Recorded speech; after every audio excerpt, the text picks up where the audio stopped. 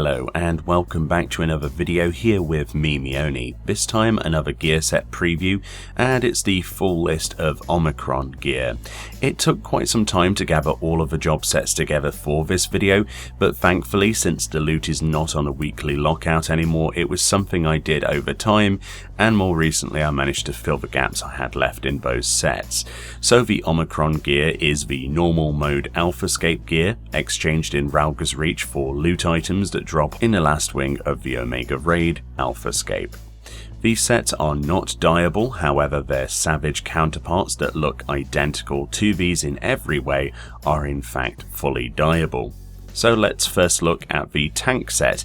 This is the Omicron fending set, and this strikes me as one of those more interesting designs, to go with that Omega aesthetic and indeed a mirror of the design choice present within the final confrontation with Omega itself in humanoid form. These sets are both mimicking that idea, also exploring this cybernetic futuristic look, which is something that you wouldn't normally perhaps see on a raid set, which is frankly awesome to see. The helm on all of these sets, bar the healer set, is a circlet of some sort as opposed to a conventional Hordor helm. The shoulder plates there jutting out of a base of leather and metal, this caped back with this tight skeletal rear, and these glowing metal gauntlets resemble Omega in quite a big way.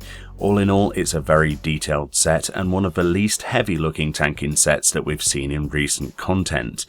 Next up is the maiming set. This Dragoon set is a carbon copy of the tanking set, but with various recolors, from the white of the leather to the glowing pink touches of the belt buckle, gloves and back of your character.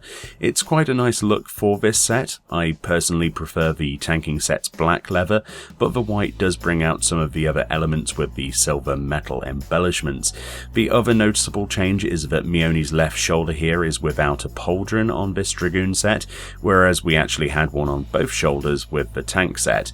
I presume that that particular shoulder piece must have got in the way of thrusting your spear or something, and that's probably why they dropped it from the design.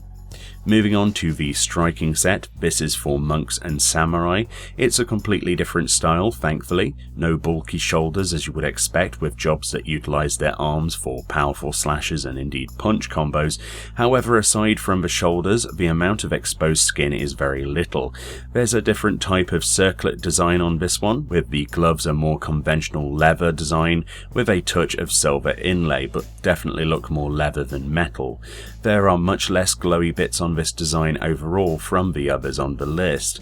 The boots are quite small and only reach ankle high, and overall I think this is a much more minimalist approach to monk and samurai gear. It still feels like an Omega design, but it's perhaps less radical than some of the others you might see on this list.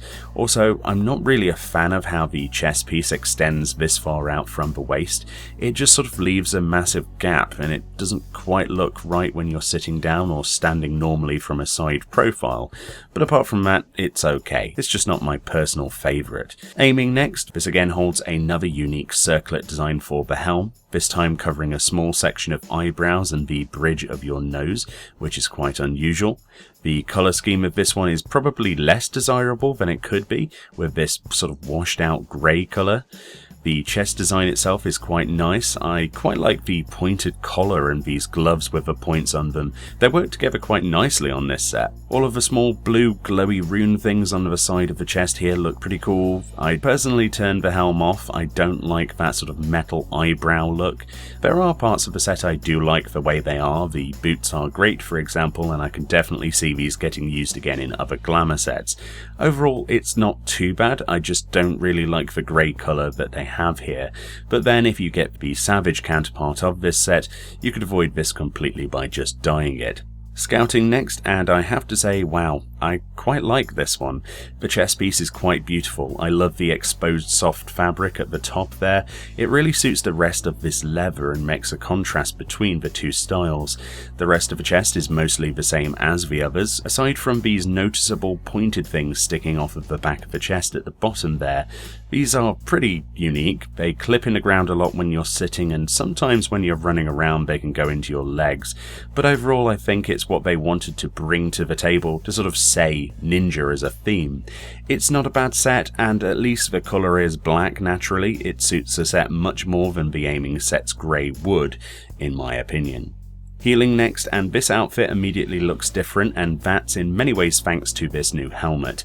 As I said before, all of the other sets utilise a circlet of sorts, but healing for some reason has an actual helmet, looking like something straight out of a science fiction movie. It has no eye holes, and you from the outside look completely blinded by this obscuring material and metal. However, it does look pretty cool. The chest piece I like makes a return with that lovely soft looking fabric around the shoulders. The wonderful spike gloves are also here. The shoes and this bluey glow underside to the robe is pretty cool. Some people will probably mark this one down because of the helm, but I personally think it's quite fantastic. It's certainly the focal point of this set in particular, and you can kind of imagine that your eyes would utilize some sort of cybernetic screen in front of them to sort of see data on their target or something. It's a really cool idea. And finally, the casting set. No flashy helmet this time around, and the robe here with this spiked collar returns. This time with those same gloves, a unique eyepiece rather than a full circlet for your helm, a little bit of glow from the actual robe, but uniquely there's an underside glow to the gloves.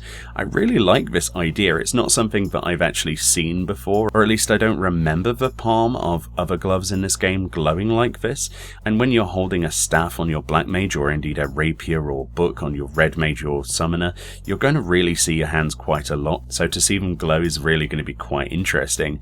It's quite minimalist overall, but looks pretty cool. It's not just another robe, which is probably going to make much of the community happy, and people have been complaining quite a lot recently about all of the designs just being long robes, so hopefully people like this as an alternative. Overall, despite my nitpicks with these sets, they do sell the idea of being from the source material itself, and I think that the design team did a great job of transferring that idea into the various jobs we have in the game. It would be cool to one day see a separation of monk and samurai, in my opinion. The reason I say this is that a lot of samurai gear now has to generally be more exposed looking because of the monk's fighting style, and vice versa. Monks were heavily pushed towards the sort of bushido style kimonos and the like for gear sets in this expansion, and it'll be really interesting to see how they deal with that going forwards. It's interesting to see what limitations are placed on gear design, and I think that these sets have a lot that could be learnt from for future raiding tiers, so we'll just have to wait and see. Either way, let me know below which is your personal favourite. I'm quite partial to the tanking set myself, and I'll see you all next time.